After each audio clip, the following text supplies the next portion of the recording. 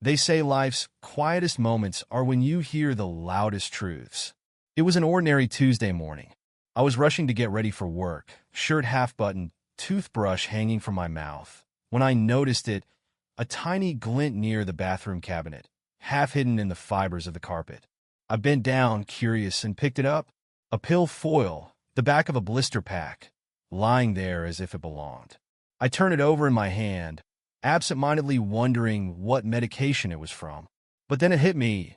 Emma doesn't take any pills. Or at least she never used to. Not since we decided to stop after our second child. I had even undergone a vasectomy. There was no need for birth control. Yet, the foil felt all too familiar. It was from birth control pills. My heart thudded a bit louder, my head suddenly buzzing with questions. Why would she still be on birth control? Especially since we were supposed to be expecting our third child now, after a miracle surprise pregnancy. Something wasn't adding up, but I brushed the thought aside, convincing myself there had to be an explanation. Maybe it was old. Maybe she had forgotten about it. People make mistakes. The day passed in a fog. Work meetings blurred together. The sound of my boss droning on about quarterly targets bounced off my skull, but didn't stick. All I could think about was that little foil. Emma was always careful, organized. Nothing was ever out of place with her. So why now? Why this? When I got home that evening, Emma was her usual self, cooking dinner in the kitchen, humming softly to herself. Her pregnancy seemed to be going smoothly. She had that glow, the kind that makes you forget all your troubles. But now, as I watched her, something didn't sit right. It was like I was seeing her through different eyes, as if a veil had been lifted, and behind her calm smile was something else. Something hidden.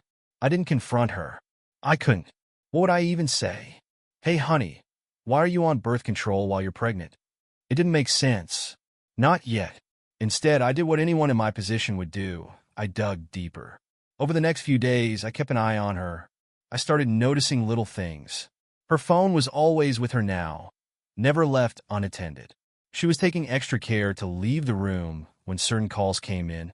I found myself listening at the door, trying to catch pieces of conversations. But she was always careful, speaking in hushed tones, leaving me with nothing but my own paranoia. A few nights later, I stayed up after she had fallen asleep.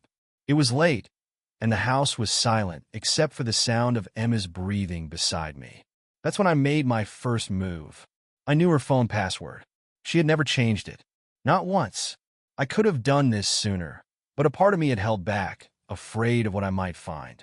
But tonight, I couldn't resist. I had to know. Her messages were the usual. Chats with her friends, her mom, even me. All normal. But one contact stood out. Unknown number. I opened it, heart pounding. The first few messages were innocent enough, talking about work, general stuff. But as I scrolled up, the conversations became more personal. It's getting harder to keep this up. He doesn't suspect anything yet. Don't worry, he's too busy with work to notice. Just keep playing along. Once the money comes through, we'll be set for life. My blood ran cold. Who was she talking to? What was she hiding? I wanted to wake her up right there, demand answers, but I didn't. I needed more proof.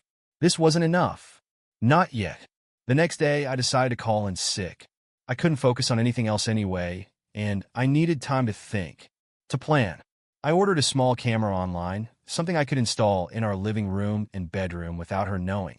Maybe I was being paranoid, but something inside me told me I wasn't wrong. Later that evening, Emma casually mentioned something about her old friend Alex coming back into town. He might visit one of these days, she said, stirring the soup on the stove. We've known each other since college. You remember him, right? I barely remember the guy. He was a distant memory from some party years ago.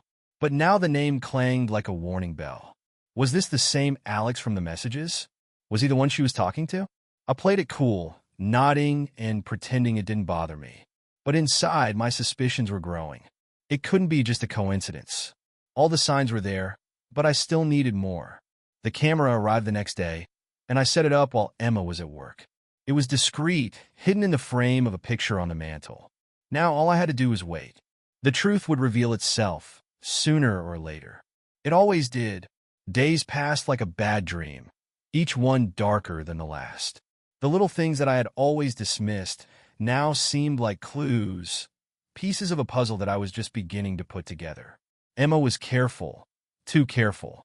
Her movements, her laughter, even her affection, it all felt like an act, like she was rehearsing lines for a play that I hadn't been cast in.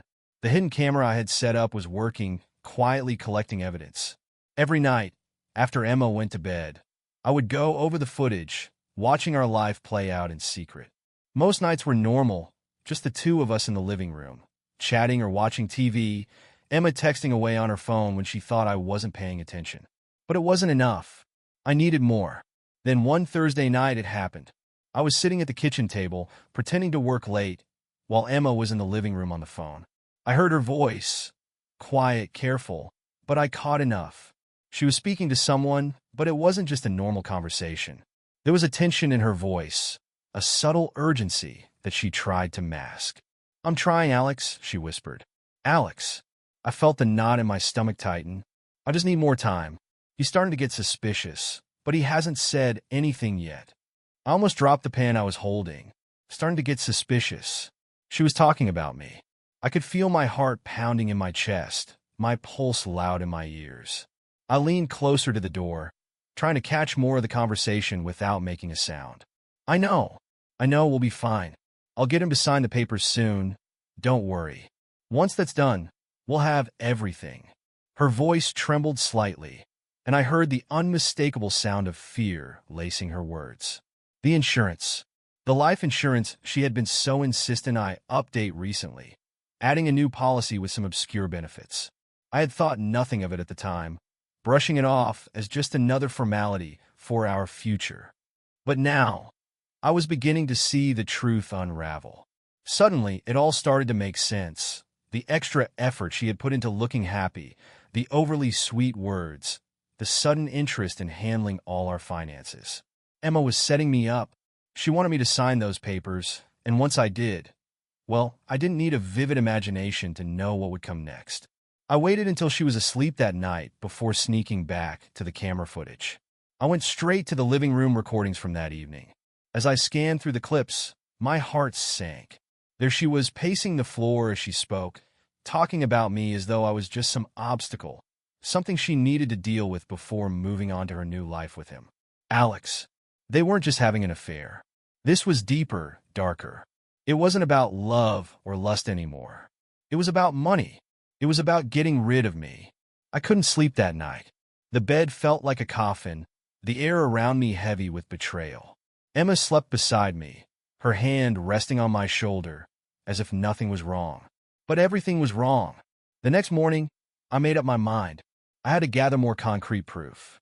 The camera recordings were something, but not enough. If I was going to bring this to light, if I was going to stop her before she could put her plan into motion, I needed to go deeper. That evening, when she was out grocery shopping, I found her second phone. It was hidden in the bottom drawer of her vanity, tucked beneath old receipts and a few unopened bills. I felt a grim satisfaction as I held it in my hand. This was it. This was the key to everything. I sat on the bed and unlocked the phone. The messages were right there, open, bold, and shameless. "Alex, we need to push him harder. He can't hold off signing those papers forever. Emma, I'm doing my best, okay? He's been distracted with work. I just need a little more time. Alex, make sure he doesn't change anything in the will. We need the full amount." The blood drained from my face. The will? The life insurance? Everything they were plotting pointed to one thing. They were planning to kill me. The realization hit me like a freight train. It wasn't just about cheating anymore. This was something much darker. They weren't just planning a life without me. They were planning to take my life. I put the phone back exactly where I found it, careful not to leave a trace. Emma came home later, her face glowing with that same fake warmth, her arms full of groceries for our happy family. I played along, kissed her cheek, pretended like everything was normal. But inside, I was burning. I couldn't let on that I knew. Not yet. That night, I lay awake, staring at the ceiling, my mind racing. How had I not seen this sooner? How long had this been going on? The woman lying next to me, the mother of my children, had been planning my death, and I had been oblivious. But not anymore. I decided that I would wait until the DNA results arrived for the unborn child. I needed that last piece of the puzzle. If the baby wasn't mine, then I would know without a doubt how deep this betrayal went. And if it wasn't mine, there would be no turning back. I couldn't stop what was coming, but I could make sure I was ready. The next few days felt like an eternity.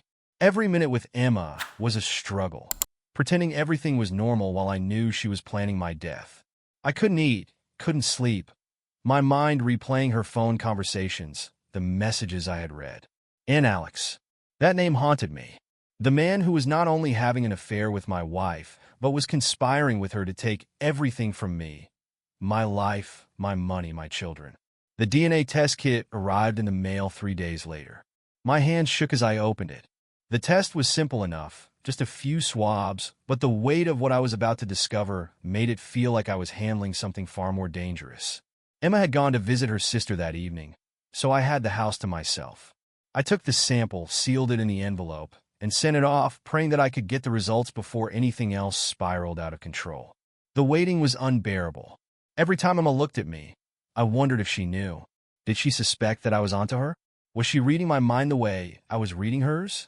I spent the next few days keeping a low profile, trying not to give her any reason to believe I was aware of the plan. But the tension in the house was palpable. We barely spoke beyond small talk, and when we did, I couldn't help but analyze every word, searching for hidden meaning. Then one afternoon, everything shifted. I had installed a few additional cameras by now, one in the bedroom, one in the hallway, even one in the garage. Emma had no idea. While I was at work, I would check the feeds remotely, hoping to catch her slipping, but so far, she had been careful. That is, until Thursday. I was sitting in my office when I saw it. Emma had come home early, and she wasn't alone. I watched the footage from the hallway camera in disbelief as she led Alex inside our house. My home. The man who wanted me dead was standing in my hallway, laughing softly as Emma kissed him. I wanted to punch through the screen, to rip him out of my life, but all I could do was watch. They moved to the living room, settling onto the couch, and I could hear their conversation through the audio feed. Every word dripped with betrayal. "We're running out of time, Emma," Alex said, his voice low and commanding. "He hasn't signed the papers yet, and if he finds out, it's all over." Emma sighed, leaning into him, her head resting on his shoulder. "I'm working on it, Alex. He's been so distracted lately with work. I can get him to sign. I just need to wait for the right moment."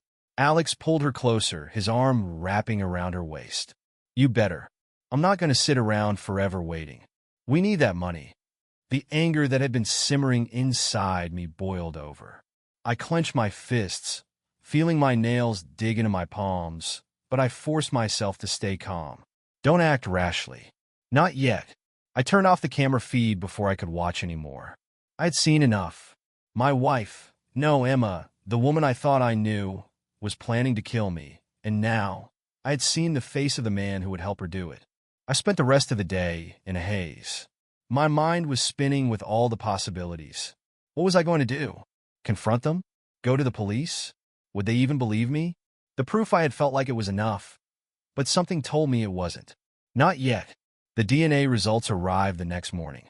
My heart raced as I opened the email, my fingers shaking as I scrolled to the bottom where the final verdict lay. The words felt like ice piercing through me. Probability of paternity, 0%. The child wasn't mine. I felt the air leave my lungs, as if I had been punched. The baby she was carrying, our child, was Alex's. All the love I had felt, all the excitement about becoming a father again, vanished in an instant. What was left in its place was rage, pure and burning. This was it. This was the final piece of the puzzle. Emma had not only betrayed me by cheating on me with this man, but she had also tricked me into believing the baby was mine. And all of it, had been for the money. I was nothing but a paycheck to her, something disposable, a temporary inconvenience before she moved on to her next life with Alex and their child. I couldn't stay in the house that day. I had to get out, clear my head. I drove aimlessly for hours, my mind swirling with everything I had uncovered. The life I had built with Emma, the family we had created, it was all a lie. Every moment we had shared, every memory we had made, It was all poisoned by her betrayal. By the time I got back home, it was late, and Emma was already asleep. I stood in the doorway of our bedroom, watching her as she lay there, looking so peaceful, so innocent. But I knew the truth now. She was anything but innocent. I wanted to scream at her, to wake her up and demand answers. But what was the point? I knew everything I needed to know. She didn't deserve my anger, my words, or my confrontation. What she deserved was justice. I needed to think carefully about my next steps. Going to the police without the right evidence might give them time to turn the tables on me. They'd play the victim, claim I was paranoid, accuse me of being abusive. No, I needed something bigger, something they couldn't talk their way out of. I went back to the hidden camera recordings. There had to be something I hadn't caught yet, something that would seal their fate. And there it was, the one thing I hadn't noticed before. In the corner of the living room footage, next to the couch where they had sat, a small black bag. I hadn't paid attention to it before, but now it stood out like a beacon. The next day, I waited for Emma to leave the house for her yoga class. As soon as she was gone, I went straight for the bag. I opened it, my hands trembling slightly, and what I found inside made my blood run cold. A gun. The sight of the gun made everything painfully real. It wasn't just a plot anymore. It wasn't some distant idea of betrayal that I could distance myself from. This was life or death. My life. And that gun was their way of ensuring I didn't survive to see another day. I closed the bag, trying to steady my shaking hands. My mind raced as I paced through the house, trying to make sense of it all. The DNA test had confirmed the baby wasn't mine. Emma's messages with Alex revealed the extent of their plot. And now this, their weapon, sitting quietly in my own home, waiting for the right moment. But I couldn't confront her yet. Not until I had a plan. I spent the rest of the day going over every possible scenario in my head. Could I just go to the police? I had evidence, the text, the recordings, the DNA results. But what if that wasn't enough? What if Emma twisted the story, painted herself as the victim? She was manipulative enough to pull it off, and with her pregnancy, she'd have people wrapped around her finger in no time. No, I needed to be smarter than that. I waited until she came home that evening, acting as though nothing had changed. We ate dinner together, her voice cheerful as she talked about her day, about how the baby had been kicking. The lies slipped from her lips so easily, as if she had rehearsed them over and over.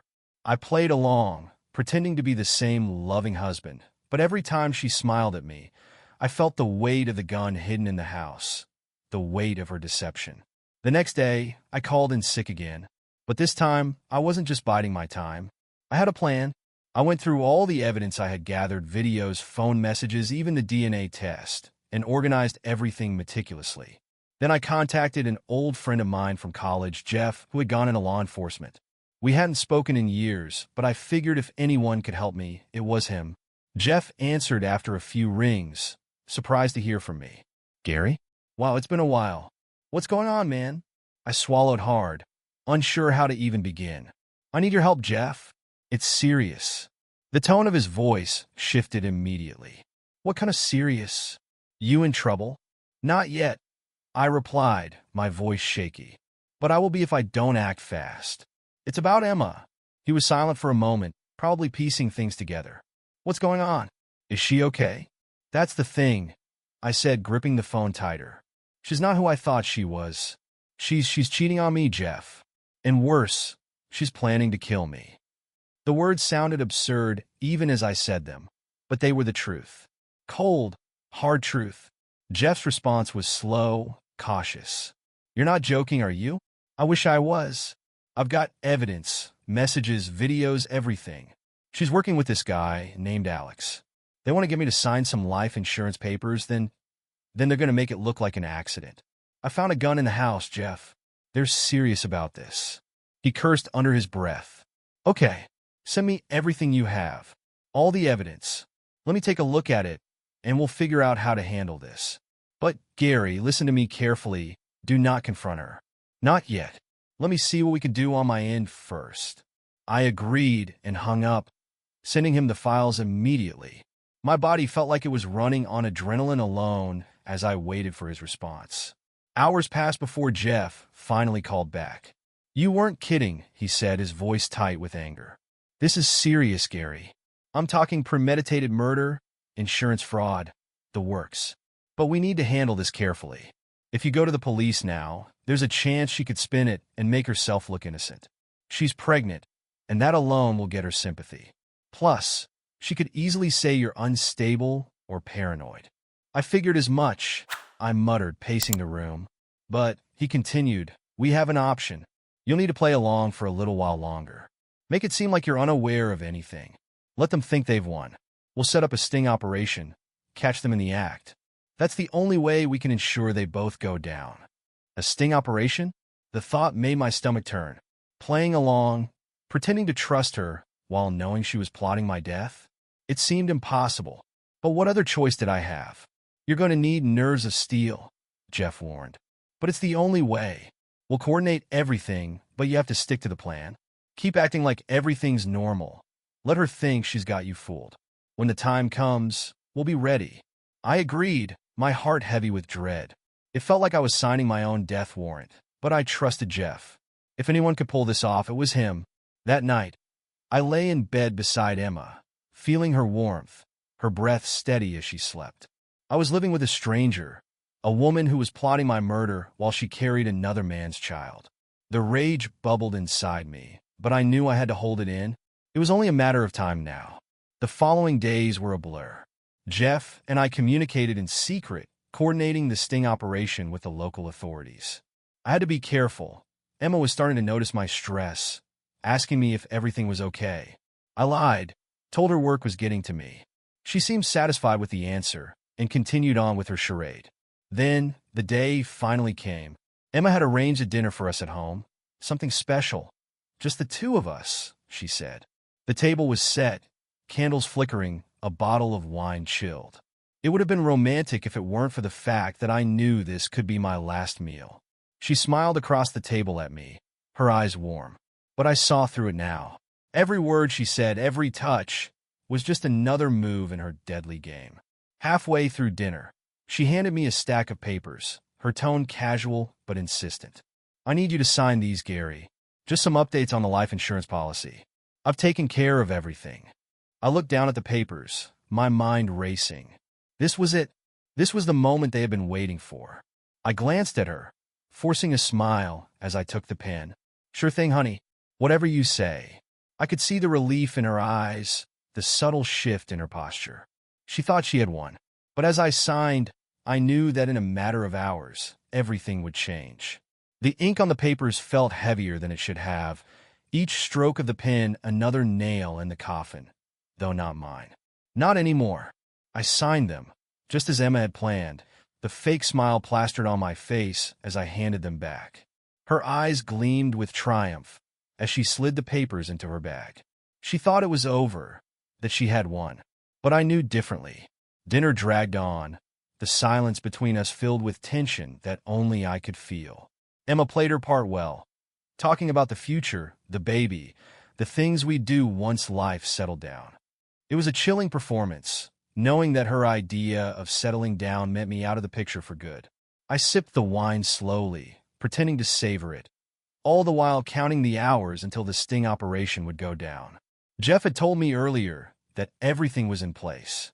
They were watching, waiting for the moment. I just had to get through the night, play the fool for a little longer. Then it would be over. As the evening wound down, Emma reached across the table and placed her hand on mine. Her touch, once comforting, now felt like a snake coiling around my wrist. Thank you, Gary, she said softly, for trusting me with everything. I swallowed the bitterness in my throat. Of course, Emma, I replied, squeezing her hand lightly. Always. After dinner, I helped her clean up, pretending to be the dutiful husband one last time. My mind raced with everything that was about to happen. Jeff had warned me to be careful, to act like nothing was wrong until the very last moment. The plan was simple: play dumb, let Emma and Alex think they had control, and when they made their move, the authorities would step in. I didn't sleep much that night. I lay next to Emma, listening to her steady breathing, counting the minutes until the sun came up. She slept soundly, peacefully, unaware of the storm that was about to crash down on her world. And it was then, lying in the darkness, that I realized just how much I had changed. I had gone from a man who adored his wife, who believed in love and trust, to someone cold and calculating, waiting for justice. She had made me this way. The next morning, everything felt sharper, more vivid. Emma went about her routine as usual, acting like nothing was wrong. But I noticed the little things, the way she avoided eye contact just a bit too often, the way she hovered around her phone, probably waiting for Alex to confirm the next steps. By noon, I received a text from Jeff. "It's time." My heart pounded in my chest. This was it. Emma was in the living room, lounging on the couch with a book when I walked in. I had rehearsed my lines over and over in my head, and now was the time to deliver them. "Hey, Em," I said, forcing my voice to stay calm. "I've got to run out for a bit. Meeting with a client." She smiled at me, that same sweet smile that had once made me fall in love with her. "Okay, honey, don't be too long. We'll have dinner when you get back." I nodded, grabbing my keys and heading out the door. As I stepped into my car, I felt the weight of what was about to happen press down on me. This was it. I wasn't coming back home. Not to this home. Not to her. I drove around aimlessly for a while, trying to calm my nerves. The police had the house under surveillance, and Jeff had assured me that as soon as Emma made her move, they would swoop in. My role was done. All I had to do was wait. But waiting was torture. Every minute felt like an eternity. My mind raced with what-ifs. What if she didn't go through with it? What if she somehow sensed that something was off? But then I remembered the gun, the papers, the cold way she had plotted to kill me, her own husband. There was no turning back for her. She had made her choice. And then the call came. Jeff's voice was steady on the line. "It's happening, Gary. We got them." I felt a rush of adrenaline, a mix of relief and fear flooding through me. "Where are you?" I asked. "We're outside your house," Jeff said. "Emma just called Alex. They're planning to make their move tonight. She's got the gun. She thinks you're coming home for dinner."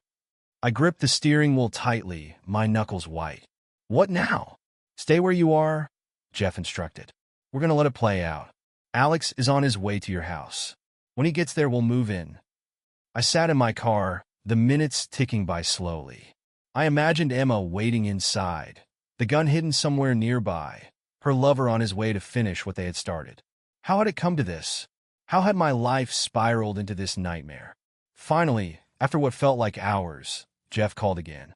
"It's done, Gary. We got them both." The relief that washed over me was overwhelming. It was over. It was really over. I drove back to the house, my heart racing as I pulled up to the driveway. The sight of police cars and flashing lights greeted me. Officers moving in and out of the house. My house. Our house. I spotted Jeff near the front door, talking to one of his colleagues. He waved me over when he saw me. "How are you holding up?" he asked, his face serious. "I don't know," I admitted. "Is she?" Jeff nodded grimly. "She's in custody. We found the gun in her bag. Alex showed up right on time, just like we thought. They were planning to stage a break-in gone wrong." I shook my head, disbelief still gripping me. "I can't believe it." "They're both going down for this, Gary," Jeff said firmly. "We've got everything, the messages, the recordings, the gun. It's airtight." I looked toward the house, the place that had once been my sanctuary. Now it was just a crime scene, a place where my wife had plotted to end my life. "What happens now?" "You'll have to give a statement," Jeff said, his tone softer. "But after that, it's up to you. You'll get through this, Gary. You've already survived the worst of it." I nodded, but the weight of everything still hung heavy over me. I wasn't sure what the future held anymore. All I knew was that the woman I had loved, the mother of my children, was gone. In her place was a stranger, someone capable of unspeakable things. As the police escorted Emma and Alex out of the house, our eyes met for a brief moment. There was no apology, no remorse in her gaze, just coldness. And in that moment, I realized the woman I had married had never really existed. She had been playing a role all along. After the trial, life moved in slow motion. Emma and Alex were behind bars, their confessions sealing their fates, but that didn't bring me peace. Not yet. Every corner of the house was haunted with memories, shadows of Emma's laughter, echoes of a life that was never real. Selling the house had been the first logical step in moving forward. I couldn't stay there. Not in the place where she had planned my murder. Not where I had found the gun and uncovered the truth. But something was still nagging at me. Unfinished business, perhaps. There were too many questions still rattling around in my head. Where had all the money gone? The money Emma and Alex were planning to collect. The life insurance payout they had been banking on? They had been too confident, too sure of themselves. There had to be more. Something I hadn't found yet. The day before I officially handed over the keys to the new owners, I went back to the house one last time. A part of me wanted to say goodbye, to face the ruins of my old life head-on before walking away for good. But mostly, I was looking for answers. I wandered through the empty rooms, my footsteps echoing in the silence. The house felt hollow, stripped of all its warmth and deceit. I found myself in the garage, standing there among the dust and forgotten memories. It was one of the few places I hadn't thoroughly searched during my investigation. There hadn't been a reason to. Emma never spent time in the garage, or so I thought. But something about the stillness of that space, the untouched corners, made me pause. I looked around, scanning the shelves filled with old boxes, tools I hadn't touched in months. My eyes landed on a dusty, old tarp covering something in the far corner. I hadn't paid attention to it before. Emma always said it was just junk, old furniture, maybe. But now, in the quiet of the empty house, something about it felt off. I walked over, my pulse quickening as I reached for the edge of the tarp. With a deep breath, I pulled it back. What I found underneath made my blood run cold. It was a large, locked chest, the kind you'd see in a bank vault or an old heist movie. My hands trembled as I crouched down, inspecting it. I had never seen this chest before. How long had it been there? And more importantly, how had I not noticed it? I found a crowbar among my tools and jammed it into the lock. The sound of metal creaking open echoed in the garage, and when I finally pried the chest open, my heart nearly stopped. Money, stacks and stacks of cash, neatly bound together. Hundreds of thousands of dollars, maybe more. I stared at it, stunned, as the pieces of the puzzle clicked into place. This was it. This was how they were going to start their new life. This was the money they had siphoned away, planning to run off together once I was out of the picture. It was far more than I had ever imagined. I had suspected insurance fraud, but this was something else entirely. Emma had been planning this for a long time. The life insurance was just a piece of the puzzle. They had been slowly draining my accounts, hiding it right under my nose, preparing for the day when I would be accidentally out of the picture. I rifled through the stacks, my hands shaking with a mix of anger and disbelief. Beneath the money were documents, bank statements, offshore accounts, fake identities. They had thought of everything. New lives, new names. I realized now that even without the life insurance, they would have been set for life. They didn't need the payout. My death had been nothing more than a sick formality to tie up loose ends. The betrayal hit me again, fresh and raw, like a wound that refused to close. I slammed the chest shut, my breath coming in ragged gasps. Emma hadn't just planned to kill me. She had planned to erase me, to steal my life, my identity, and everything I had built. And for what? Money. Greed. I leaned against the wall of the garage, the weight of it all pressing down on me. It was over now, wasn't it? They were behind bars, rotting away for their crimes. The money didn't matter anymore. But holding it, feeling the cold reality of their betrayal in my hands, brought a kind of closure I hadn't expected. This wasn't just about the conspiracy anymore. It was about their utter disregard for me, for the family we had built. I took photos of everything, the chest, the money, the documents. I didn't want to touch it again. I called Jeff, told him what I had found, and within an hour, the authorities were at the house collecting evidence. This would only add more time to their sentences.